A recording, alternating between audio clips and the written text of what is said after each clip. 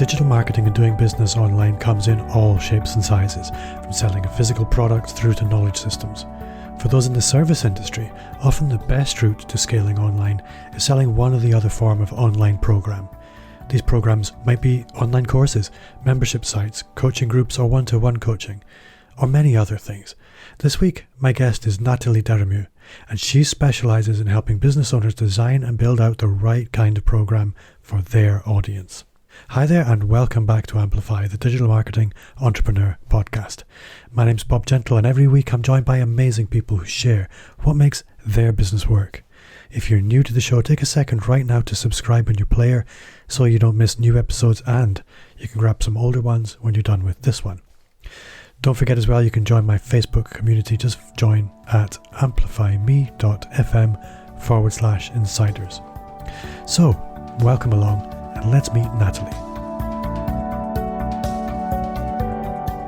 So this week I'm delighted to welcome Nathalie Doremieux to the show. Nathalie and I have known each other for a little while. Never really had any time to spend actually asking questions one-to-one. We've always been in groups, so I'm really excited by this. So Nathalie Doremieux, welcome to the show. Why don't you tell us a little bit about who you are, where you are, and the kind of work you do?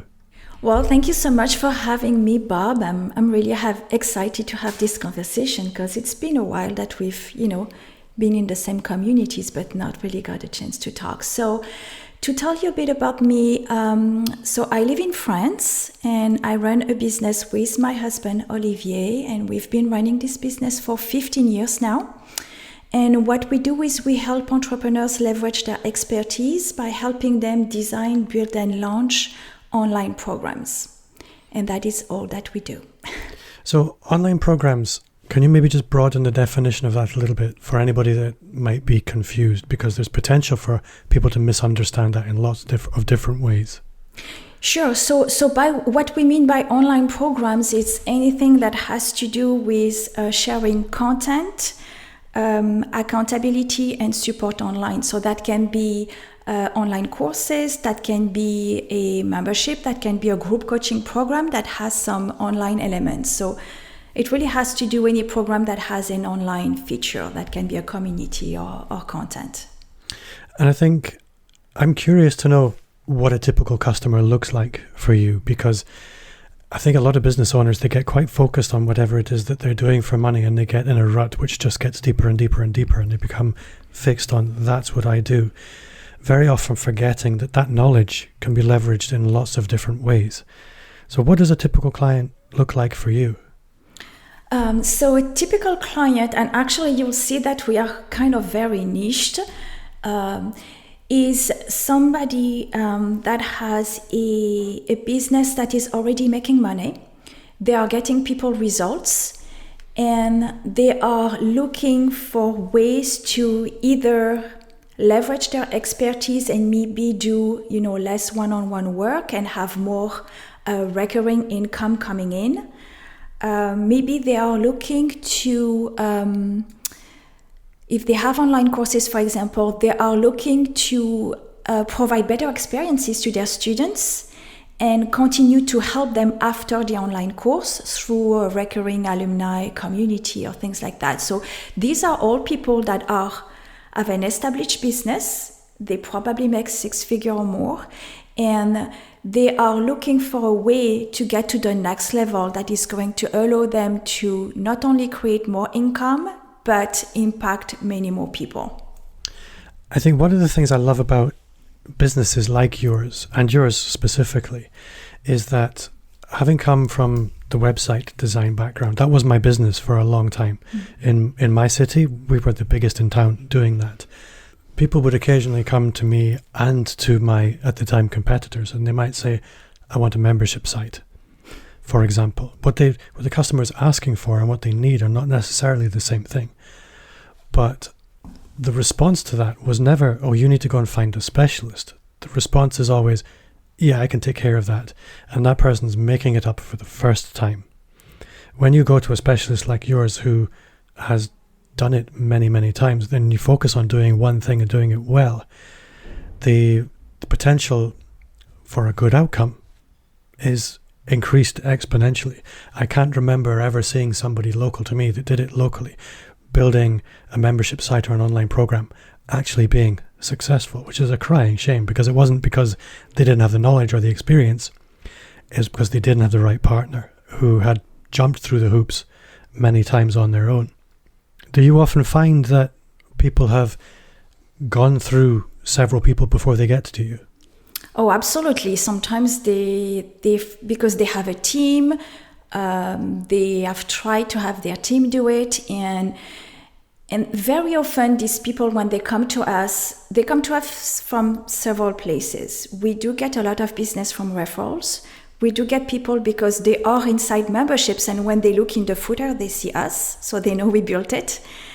Or they hear our name everywhere. When you start to get into the recurring membership, online, and especially WordPress, which is what we do, you're going to hear our name, because we've done close to 300 of them, and we have some pretty successful one in our portfolio. So what people are realizing, hopefully quicker, is that it's not about the tech. And they very often realize that they don't know what they don't know. And it's much more than a website. The tech and the building, I almost want to say it's a detail. Because when you are, about to build a membership site, you want people to stay, right? It's that retention strategy. So you want to build a great onboarding experience. You want to figure out how you can provide the service that people want without overwhelming them with too much content, right? So there is this balance that you have to find, and they don't know what are the right questions that they need to ask themselves. And that's what they really love, about us, is that we've done so many, we have so many examples, and we ask the right question and we listen. So when you have a membership site, or you have the desire to build a membership site, you have, as you described, you've got lots of different challenges. You've got the creative challenge of deciding what to actually provide as a member experience, whether you're doing sort of one-to-one coaching, or I'm just going to lump this all up in membership. Yeah. Membership of a program, of whatever technical flavor. But you're going to have to look at the what are you delivering? What are going to be the mechanics of that? What's the technical build going to look like? That's one side. But then once that's all there, and probably before, to be honest, you're going to need to look at the marketing and the audience and the conversion strategies. And once you've got it, you've then got, okay, we need to grow it. I guess my question, or observation rather, is there are lots of places you can go for this kind of help. However, one of the challenges that I've found as being that person that's going looking for that help is you don't get the level of intimacy that you really need from the big names in the space, so to speak. One of the things I love about your program is that the intimacy is built in, the support is built in, the sort of as much help as you actually need is built in. Obviously nothing's free, but actually the other bigger names in the market, they just don't do that, which I find very frustrating. And do you find, again, pardon my ramble, but do you find that's why people come to you and why they stay with you? Is because they know they get that end-to-end support? Absolutely. I mean, there is no doubt in my mind that the reason people come to us, and we can see that. I mean, I could tell you, like my conversion rate, when I talk to people is amazing, because they're ready. And when they talk to me, they're like, oh my gosh, this person is actually going to help me figure out what this membership offer is going to look like, so that there's going to be a synergy between all my programs. So they actually originally come for one thing, I want a membership site. And then I make them back up and I say, okay, I could build you the platform, but what if first, before we talk about any tools or anything like that, we figure out who this is for? Is it for your existing clients? Do you have a course? Do you have a coaching program? And then you feel you're leaving money on the table afterwards and you want a back-end membership that's kind of like an alumni where you continue to support them and provide accountability? Or are you this type of person that is great at bringing lots of followers and building your list, but you're struggling to get them to purchase your high-ticket course, then maybe you have a front-end membership with a lower price point where you can help people get ready for the course. And then people there get their mind blown and they're like, oh my God, I never thought about it that way. People see the program as something that's independent that they will eventually offer either to their list or their existing client. But what if you design it with in mind that is actually completely a part of your ideal buyer's journey?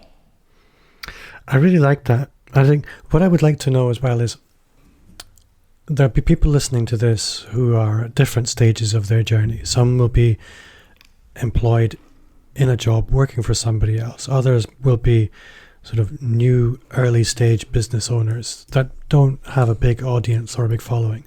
There'll be others that have been focusing on content marketing and personal brand, perhaps, for a little while and have a following of some kind. And then there are others who quite clearly have massive audiences. At what stage, what is a minimum viable audience in order to support the kind of business that you're talking about there? You mentioned people will typically have six-figure businesses, but that doesn't necessarily equate to an audience that you can convert. Absolutely. So, quick question. So, these tend to be the people that we attract, okay? That doesn't mean that somebody that has no audience can't create a membership. And quite honestly, we've had people, especially at the beginning, that were coming to us with just an idea and no list. The problem is that these memberships, they are dead now, right? They were never launched because they were missing the strategy part and the list building part, which is not something that we do. And I've struggled with this for so long until I realized, well, this is just not my expertise. So I have to come in at a place where I know I can help people, and that's when they already have an audience. Now, if you don't have an audience, you can still build a platform. It's just going to take longer. When you build an online program, especially if it's a membership site and recurring payments, the payments are much lower, right, than a high-ticket program, and it's a marathon, so you're in for the long run. Now, I see people launching and getting 10 members. I'm not sure if I would do that, like I would want to wait to have a bigger audience so that, I can have more members coming in. But, the audience can be really, really small. What's really important is that these people are actually people that have raised their hand, that have said, yes, Bob, I am interested in this. Let me know when you have more information. I would love to sign up to your founding member launch, to your beta program, right? So this is what I tell people when they get started. As much as I would love to help you and build a platform, why don't you first focus in building an interest list? And if you can get 50 or 100 people to give you their email address while raising their hand and saying, yes, I am interested, then you are able to attract those type of people, right? But if you're not able to build that free interest list, how do you expect to sell this to people? So, no, that makes a lot of sense. I think I guess there are lots of reasons people might want to build in this kind of program, but if it's simply to make money, then I totally agree with you there. I think if it could be also, as is in my case, to add value to an existing client base. So people who came in, for example, through my online community launch, it wasn't a huge number, but it was enough to support commercially making what I was doing for the existing members worthwhile. Something I'm curious about is the member experience. Now, some memberships that I've been involved with have very active community elements, and others far less so. But how important do you find member numbers are for providing a good member experience? Are you talking about engagement inside communities? Is that? I guess so, yes. Okay. So First, I mean, there are like many different types of memberships, right? But you can distinguish the one that have a community element to it, right? Where people really don't necessarily come for the community, but they tend to stay for the community. You know, the kind that I'm talking about, right? Yeah. And then you have the one that are heavily content-based. You know, every month you get some type of content that helps you, saves you time and things like that, but you have absolutely no interest of knowing who else is in this program, right? Typical social media templates, packaging images, you know, you don't care about who else is in there. It's really not about a community. So the first is really to determine what your audience wants. Do they want a community aspect or don't they want? And I get asked these questions almost every single time when people want a community, and they say, "Do you think I should do a Facebook group, or should I do a forum?" And that's always a tricky question. I bet. Where do you normally get to on that question? So this is where I have a very easy. I have a very easy answer that actually people love because there is no resistance there. They say, I ask them, where are your people? Are they on Facebook? Yeah, they're on Facebook all day. Okay, create a Facebook group. And then you also want to set, let me say that first, you also want to set the expectation of what the community is going to be. Are you going to show up in there? Are people going to be able to post questions and get answers? Or is it just a community where people can share their win and have a bit of fun and, you know, very casual? But what I tell people is if you're not sure, if you don't know, if you're not building a community-based membership, then have your membership site and then start with a Facebook group because you know they are there, so you don't have to force them to log in and to go into an extra place because people don't do that just to make you happy. They don't. And then you see what happens in the Facebook group. And if you start seeing people say, "Oh, I saw somebody posting something amazing, and now I can't find it anymore." And somebody says, "Well, try searching that term or that term," and they can't find it and they get frustrated. That's where you come in and you save the day. And you tell people, "Okay, guys, I can see that maybe we've outgrown the group. What if we were to build a community where the content would be more organized, where you would be able to search questions and things like that? Would you think that would be of value to you guys? Would you actually go in and use it?" And if they say yes, then you've sold them on the idea. And it's going to be much easier to move to something that's more structured. Now, that's a very organized and thoughtful answer. I'm really grateful for that, because I think for anybody that has any kind of membership site, that's a very live question, because they complain that they don't get the engagement they want on Facebook a lot of the time. And when I say they, I'm talking about business owners, not people in a community. But at the same time, forums tend to not really often get the use that you wish they would. And obviously there are the outlier exceptions to that, of which I know quite a few. So it's often very hard to make that decision. Yeah, I just wanted to add something that is really, really important when you're talking about membership site, even more so than when you have a program or a service that you sell, is the key to the success that I have seen is to listen to what your members are telling you. So that's why, don't try to guess, "Oh, they will want this, they want that," because you've seen it on someone and you think it's cool. Because at the end, your members will tell you if they want it or not. So make sure you survey them, whether this is the content, the community element, and make it work for them. Because the value of your membership is really, to me, you see the value of a membership with the retention. Not with the money that you're making, not with how many members you have, but how long do people stay?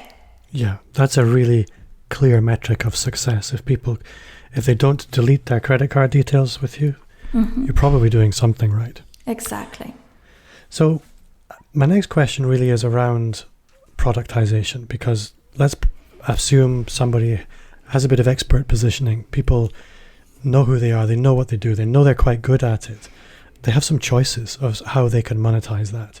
You can do that through as you said, the different program types. There's group coaching, there's one-to-one coaching, there's masterminds, there's courses, there's sort of one-to-one coaching. There's a graduating spectrum of options. You can start at one end with a high ticket price. You can start at the other with a quite a low ticket offer. Which end of that spectrum would you usually recommend people start at? I actually don't have a recommendation. It really depends on where they're at. You know, like I was saying earlier, look at what you are able to do and the type of people you're able to bring. So if you have a high ticket and you know how to bring these people, then continue to bring these people to your high ticket, and then when they're done, sell them a back-end membership. On the other hand, if you're struggling to get people to your high ticket, then focus on an offer at a lower price point where you know you can get those people. You know, all those people that you talk to and say, no, I don't have time, it's not for me, it's too expensive. All these people, right? You can address those objections there. So it really depends on that, but it also depends on what you want, right? Because at least when people come to me, it's because they want to get to the next level of their business and probably gain some time back, right? So they are looking to leverage not only the expertise, but also their time and focus more on what they love to do. So what do they love to do? Do they love to be in one-on-one? Do they wish they would be doing less one-on-one? Right? And from there, that's where I would pick, you know, what the product is. Yeah, that makes a lot of sense. I think another thing I wonder, I think imposter syndrome is a big problem for a lot of people. Mm-hmm. If you look at the high ticket, but it's almost a cliche to say high ticket. Yeah. It's very, very relative in terms of what that means to different people. But when you're talking about, if you traditionally deliver a service for £200 or £300 a month, for example, mm-hmm. and somebody's telling you should be doing something for £2,000 or £3,000 a month, and the service doesn't look too different, there's all kinds of mindset issues around that. But the truth is, there are people who will not really look at a lower priced product because they're comparing it with other things and other experts. Mm-hmm. So how do you address these mindset issues around pricing? Do you?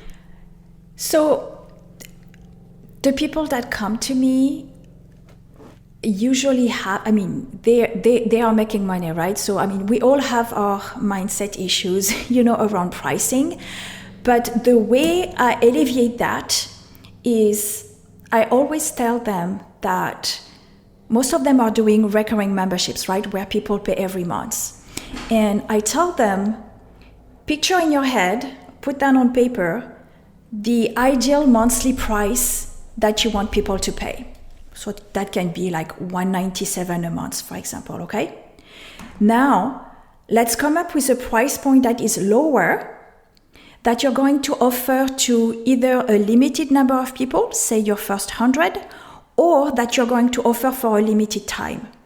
And then these people you're going to call them your founding members. So for these first members, it's not so much about making money, it's about getting 100, 200 super fans that will sign up because it's a great deal. And you are super confident with that price point. Okay?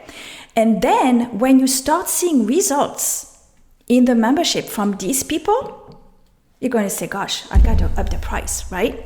So now suddenly talking about raising the price gradually as you feel comfortable until you get to your ideal pricing, that's the way I recommend people do it.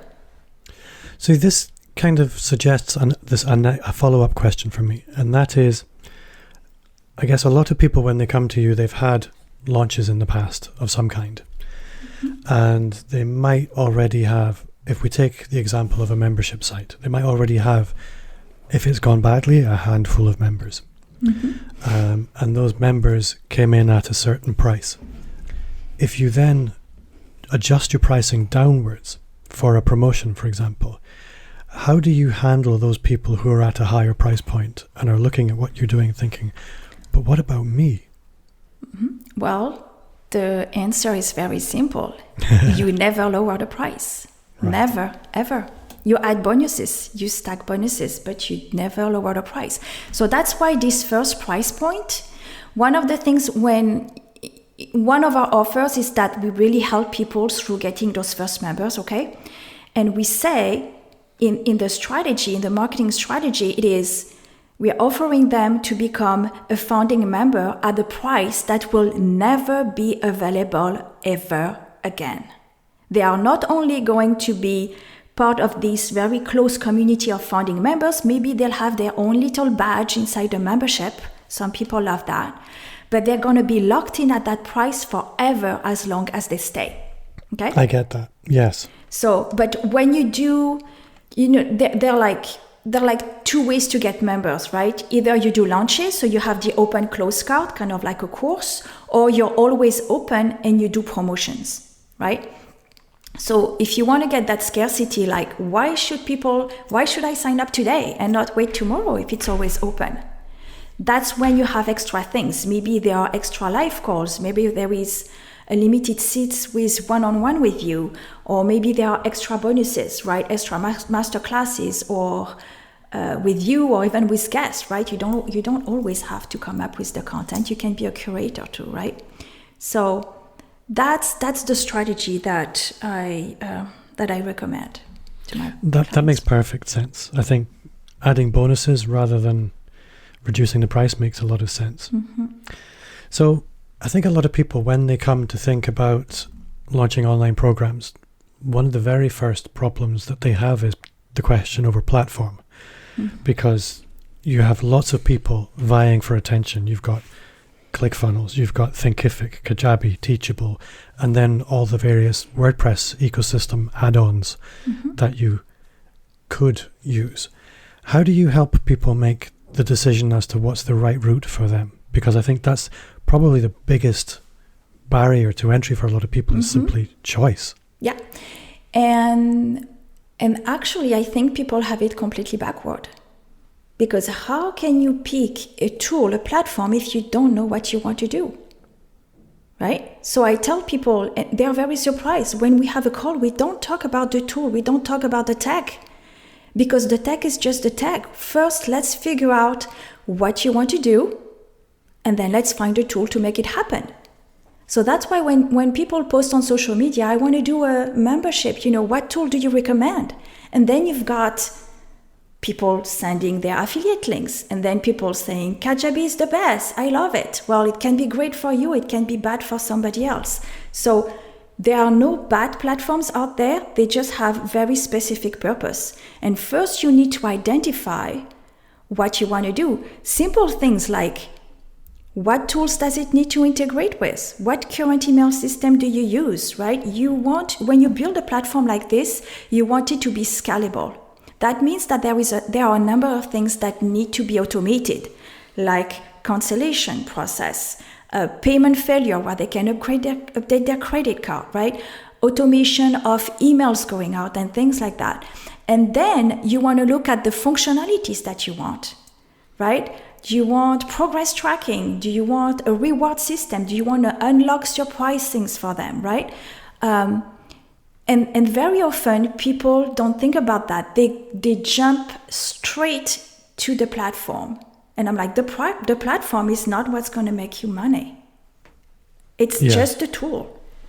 So my next question really, people with established online programs where they're actually taking money, that's a nice destination. But for a lot of people, as you said earlier, you need to focus on building that audience and building the mailing list, more importantly, before you get to that point. Yeah. Before you invest money into building programs, you need to invest sweat and blood into building an audience. And two tools that I see people using quite often there are summits and challenges. And these are not strategies that I have any personal experience in. And I'm curious to know, do you build in things like this with your clients? Or is this really something you expect people to know before they come to you? So it really depends on the packages, but this is definitely something we help people with. So just to go in a little bit into more details, what we build, we talked about this already, right? That people have several offers and we're trying to create that business ecosystem. So what we build essentially most of the time are online portals. That means that there are several offers on this platform, and when people log in based on what they purchased, they have access or they don't have access, but they get to see, like a shop, everything else you have to offer, right? And it's the same thing for the free stuff. So when we tell people, you could do a 5-day challenge inside a Facebook group, and then you give them a free access to the membership so that inside they can see the recording and maybe some extra resources. Right? So it's built into the strategy on how do I get these people inside the platform for free?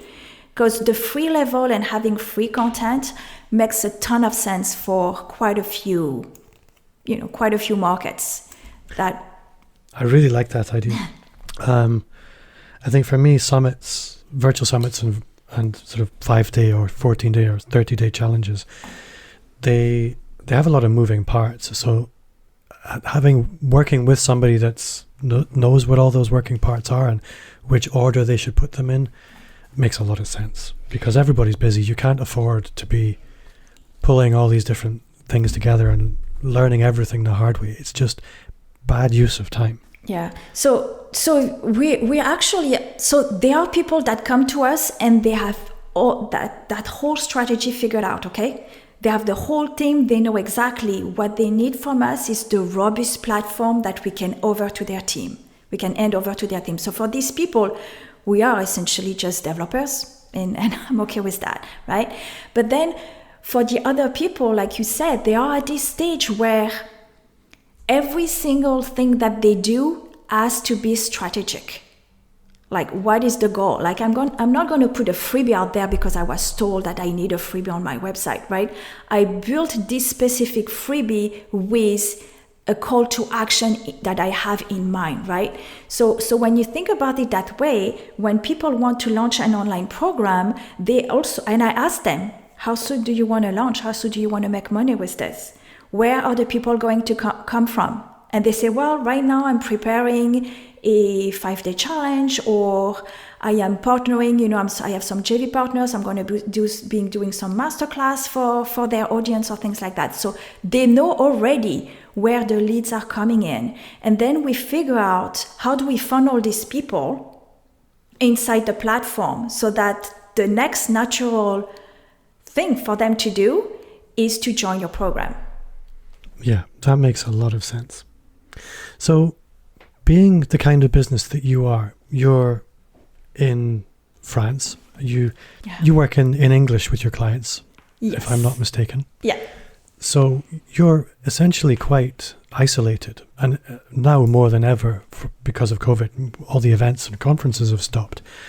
So how do you reach your audience? What does your marketing look like? How does opportunity come into your path? Well, the first thing that I would say is that I talk to people every day, every single day. Okay, I exchange with people. So we might be in France, and actually we have almost no client in France. We just live here for the lifestyle, right? Being in the south of France. But we do talk with a lot of people. I belong to, quite a few paid communities. I have a high-level mastermind that I belong to where we meet every week. And I used to travel a lot up until last year to the US to go to conferences and things like that. And now we're trying to stay more closer to the UK now that Chris Ducker has the Upreneur Summit. But it's really the key. You don't have to do this alone, and actually you can't. I mean, at least I can't. I think that's something I discovered quite late was, I think, coming from a very, very competitive industry, it wasn't normal to spend time speaking to people who were in the same business as you.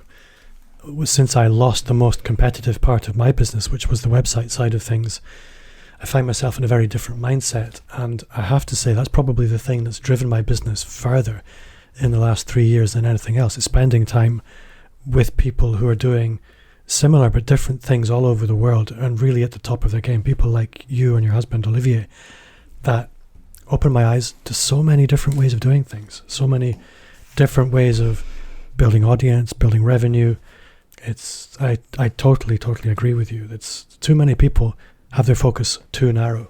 Yeah, I think that it's almost an excuse. I think that sometimes people have with like, oh, I am all alone. You don't have to be. There are tons of people out there. Right now I have 3 accountability buddies that I reach out to every single day. Every single day.